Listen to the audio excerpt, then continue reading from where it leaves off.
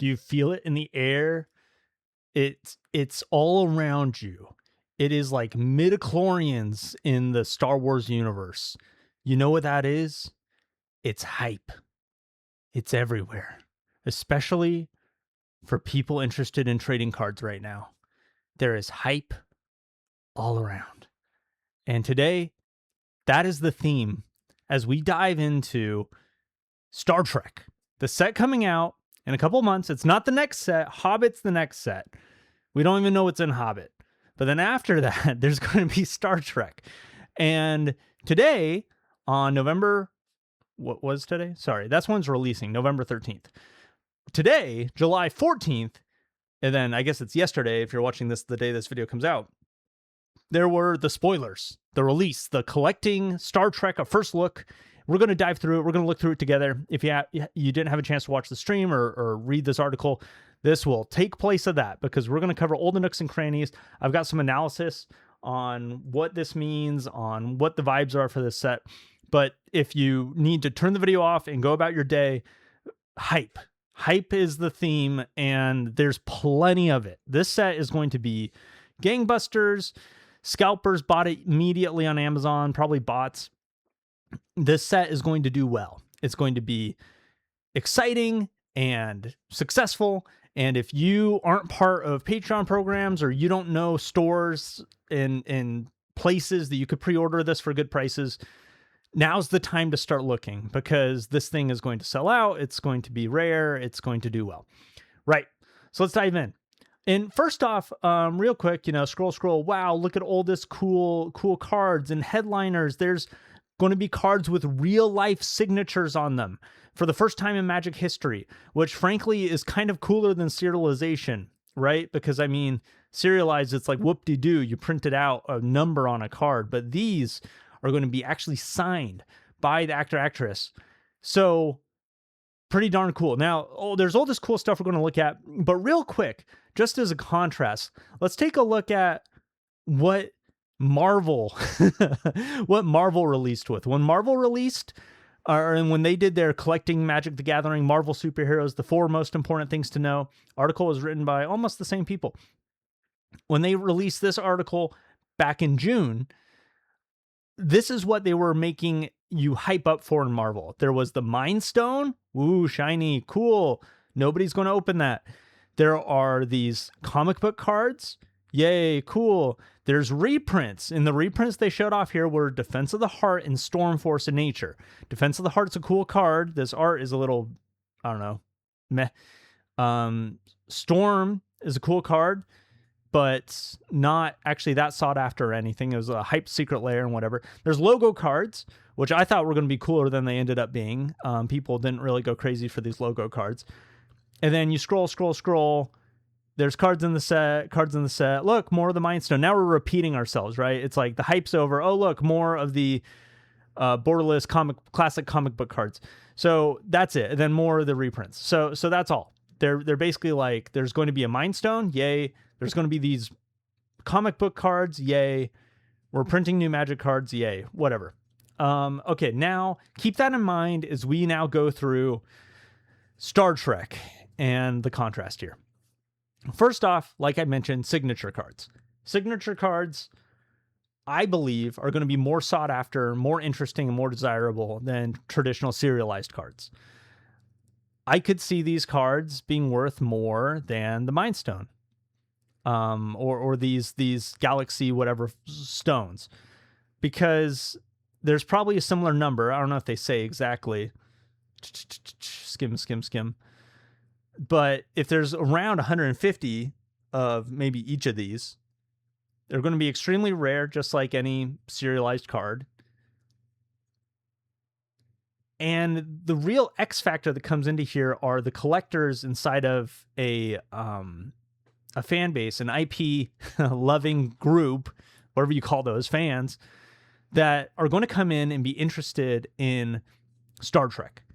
Because here's an interesting thing I completely overlooked with Marvel. Some viewers pointed this out to me, was that yes, Marvel is a sought after intellectual property. There's lots of fans of Marvel, but these were not the first, when Marvel came out, these were not the first trading cards for Marvel. In fact, Topps and other such ventures had done even serialized cards of Marvel superheroes. And so for Magic to come in, it wasn't new, it wasn't special. Now, are there secret Star Trek trading cards out there that I don't actually know about? Maybe, but I think this is going to be similar to Final Fantasy in a way, where it's hitting on a fan base that is kind of starved for something to collect and crave. I don't know this for sure. This is just a hunch, but that's the kind of vibe I get from this, is that it's going to really appeal to Star Trek fans. Now, will it appeal to Magic fans? Because that's what really matters, right? If Final Fantasy didn't appeal to Magic fans, but then just randomly appealed to Final Fantasy fans, it would not have been successful. Marvel, did it appeal to Magic fans? Meh. Did it appeal to Marvel fans? Meh. Now, Star Trek, is it going to appeal to Star Trek fans? I think absolutely so. Is it going to appeal to Magic fans? Well, let's dive in. We scroll down here. Oh, look at this. What is the card, the kind of special guest type card that they're showing off? Oh, it's Shieldred the Apocalypse. A goes in any deck commander card with frickin' Sherlock Holmes in the art. Whenever you draw a card, you gain 2 life. 4 or 5 with Death Touch for 4 mana. Whenever an opponent draws a card, they lose 2 life. This card is just incredible, powerful. It's a $100 card. What's interesting is that how just right off the go, Star Trek is showing off a $100 special guest type card, while inside of Marvel, theirs was like $30. You know, it's like Defense of the Heart. Anyways, just a different caliber of reprint is being shown off for Star Trek from the get-go. They got their special treatments. They got their L-Cars frames and L-Cars Shocklands. I think these Shocklands are going to be the best. That's crazy to say because there are retro frame foil Return to Ravnica specialty with the shooting star on it, Shocklands from Return to Ravnica. I think these are going to be cooler than those. That's a personal thing. I'm not saying that the price is going to be higher. I hope it's not because I want to buy these. Okay. Is this going to appeal to Magic fans? Well, let's scroll down to mechanics. Scroll. Okay. Mechanics in Magic the Gathering Star Trek. Assimilate, where they show off the Borg Queen. This card is going to go perfect in my Ultron deck. Artifact creatures you control get +2/+0. When the Borg Queen enters, assimilate target creature card from an opponent's graveyard. Put it onto the battlefield under your control with a +1/+1 counter on. It's a Borg artifact creature and loses all other creature types. Incredible. So assimilate is stealing stuff from your opponents. Resistance is futile for your opponents, at least. The assimilate keyword action gives you control of a creature, puts a creature card under the battlefield under your control. That's pretty wild. It's pretty wild to take control of your opponent's creatures as a mechanic. I don't think this has been done before. There's, of course, cards that steal your opponent's creatures. There's plenty of those. Like I feel like in every set, there's Treasonous Act or things like that come out where you steal an opponent's creature for a turn. But a mechanic on creatures, on cards that's built to steal your opponent's creatures is pretty wild. It's also synergistic. Something I talked about with Marvel when it became clear that the Marvel cards weren't going to be like the best thing ever. I say that. I invested in Marvel. I broke even, so I didn't lose money, but I broke even with Marvel. Invested's the wrong word. I'm a dirty scalper. I quick flipped. But the thing about Marvel was that there was not a lot of synergistic mechanics. The heroes, the villains, yes, there's heroes and villains in some other sets, but not that many. Really, the mechanics, I think in Mark Rosewater's words, were parasitic, where they kind of take their own life inside of their own set, but outside of their set, it's hard to find the value in that mechanic, if that makes sense. Something like Assimilate, where you're taking control of opponent's creatures, there's a lot of precedence in Magic the Gathering for this. There's a lot of cards that give you, benefits for controlling opponent's creatures or stuff.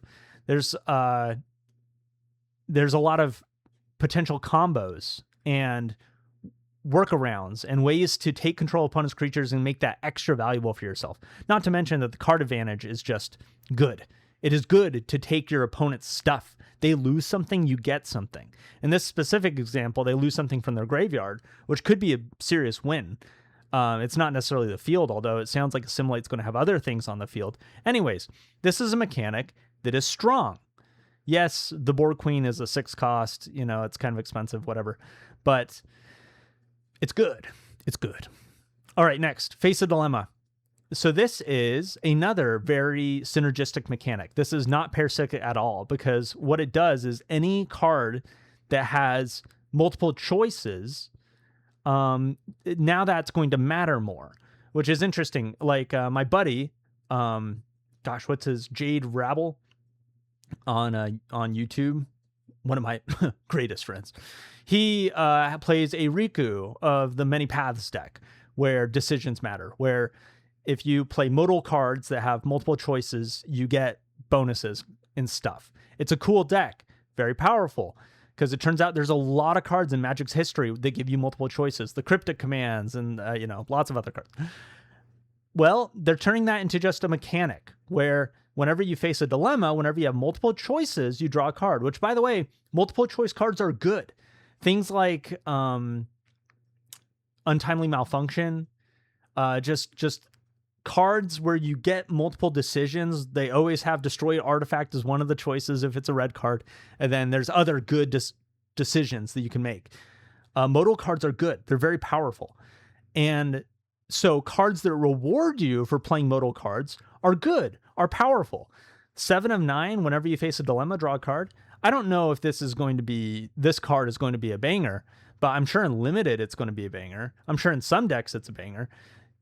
There's just a lot of precedence in Magic the Gathering built in for this mechanic, for Face a Dilemma, to be good. It's like Landfall. You're getting rewarded for playing cards that you're already going to play because modal cards are good. So that's cool. Another win. Okay, Federation. What is Federation? One of the Federation's greatest strengths is its infinite diversity as it seeks to unite and uplift the many worlds and populations of the Star Trek universe. Oh, how cute. Who wrote this? The Federation ability word groups abilities that care about the number of creature types among non-board creatures you control. Oh, so it won't work for changelings, but for other having diversity in creature types. That's interesting. So what does this card do? When Hoshi Sato enters, look at the top X cards of your library, where X is the number of creature types among non-board creatures you control. Put one of them into your hand and the rest onto the bottom of your library in a random order. Interesting. Okay. Diversity. Well, I've never thought about that before. Diversity. This is a cool mechanic. That was a joke, by the way. This is a cool mechanic. It's not as powerful, I think, as something like Face a Dilemma. It kind of reminds me of in Zendikar Rising, the party mechanic that reward you for having, a mage and a warrior and barbarian. I can't remember what they were, but rewarding you for having multiple creature types is interesting, especially in a world where there are so many creature types. A lot of people love playing tribal decks. This doesn't do well in tribal decks. But it's interesting. I don't know. I think it's fine. It's just fine. But I don't think that this doesn't strike me as a mechanic that's going to like really pop off, because there seems to be a lot more synergy, unfortunately, for the diversity arguers. No, sorry, I don't mean to make this about anything besides Magic cards, but there are a lot of synergies within creature types on Magic cards. And so when you make synergies outside of creature types, it's kind of, a little awkward. But Spacecraft and Station. This is a beloved mechanic. I thought the spaceships inside of Edge of Eternities were incredible. Were awesome. Were really fun. Fun to play with in Limited, fun to play with in Constructed. There weren't a lot of great ones for Constructed. But now you can have the USS Enterprise D Galaxy class be your commander, because remember that vehicles and spaceship, anything with a power toughness box that's legendary can be a commander. And this is a good card. Anytime you station it, you tap a creature to put counters on it, you get to exile the top card of your library. You may play that card this turn. This is a good card, and we're bringing back Spacecraft and Station. We might get planets again. We probably will. Does it say here? Returning from the far reaches of Edge of Eternity's spacecraft and stations are a massive part of Star Trek. Each spacecraft starts as an artifact card that can gain other abilities as you put charge counters on it with station. With some deft navigating and strategy, you can even turn your spacecraft into creatures. Yes. Okay, cool. Not helpful. Anyways, a cool mechanic, cool cards, interesting and powerful. It's going to be good. It's going to be good. So, what is my point? Well, Magic players, now that we're 15 minutes, holy crap. Magic players are going to enjoy this. They're going to enjoy this set. And collectors are going to enjoy this set. I mean, oh, cool. And there's commander decks, because of course there's commander decks. Oh, and the commander decks are 3-color pairs. Oh, it's so good. It's so good. Bundles, specialty bundles, beginner box. Is there a jumpstart? Draft night, some scene boxes, pre-release packs. Okay, no jumpstart. That's good. All right. So, what do I think? I think this is going to be a banger. Like I said at the beginning, I'll reiterate. If you are not part of like a Discord or something where you can pre-order these and get decent prices, now's the time to start thinking about that. Maybe it's a little early. You know, I have paid, like, just to be clear, because there's been all these comments and stuff where people are grateful for my takes on the different Patreons and Discord programs, and you're welcome. But let me be clear. I have paid money into Discord programs where I didn't do anything with them that month. So, like, negative EV sometimes, in words that we investors, analysts, whatever, understand. But overall, I've come quite ahead in the ones that I've stayed a part of, which, you know, you can watch my live stream where I kind of deep dive into them. But there's just a lot of value that comes from being able to pre-order stuff at, you know, even like below, just a little bit below market price. And so, you know, even like Rudy's Patreon program, which is kind of known for not being like the best deals. He like prices stuff, whatever, like 10% below market. Like, it can be a good deal, a good way to guarantee that you get some product if it's something you're really interested in. If you really want to make sure you get a hold of collector booster boxes of Star Trek for reasonable prices, which honestly for this set, reasonable price is probably going to be like $450, then yeah, I would start investigating that now. There are a lot of stores, a lot of websites out there. There's other ways to get product besides TCG Player. You don't have to pay the TCG Player prices. But speaking of which, what is TCG Player? Do they even have these listed? These don't come out till November. Star Trek collector booster case. That's not what I wanted. Star Trek collector booster display. Yeah, whatever. There's one company selling them for $1,200. Okay. Anyways, when the set comes out in November, you will want to be ready. You'll want to be prepared if this is something you really want to get a hold of. Am I part of the problem for hyping this up? Yeah, but I'm just reading it how I see it. You know, I just think this set is going to do well. I think it's going to sell out, the collector boosters, and I think that the play boosters are going to be heavily sought after. And so here we go. You know, ladies and gentlemen, The Hobbit hasn't come out, but the hype season is here. You can feel it in the air. Other games have this too. Pokemon and One Piece and Lorcana. There's just a lot of hype right now. A lot of energy, a lot of excitement. Yes, a lot of it's scalpers, but there's real human beings out there too that just think this stuff is cool and they're buying it, and that's causing prices to rise. Remember, scalpers on their own cannot make prices rise, at least not forever. In fact, not very long, because scalpers undercut each other because they got to sell to make money. And so to sell, you have to be the lowest listed price on some place like TCG Player if you want your stuff to sell. So if there's a bunch of scalpers, they're scalping, they have to undercut each other. I would know. I've done this. So anyways, not to make myself the villain, but I am for sure going to play the villain deck when this comes out, the Borgs or whatever. That looks sick. Anyways, thanks for watching. Y'all are the best. Subscribe. And if you want to be part of a really cool project, check out my Patreon. So anyways, stay tuned. Peace.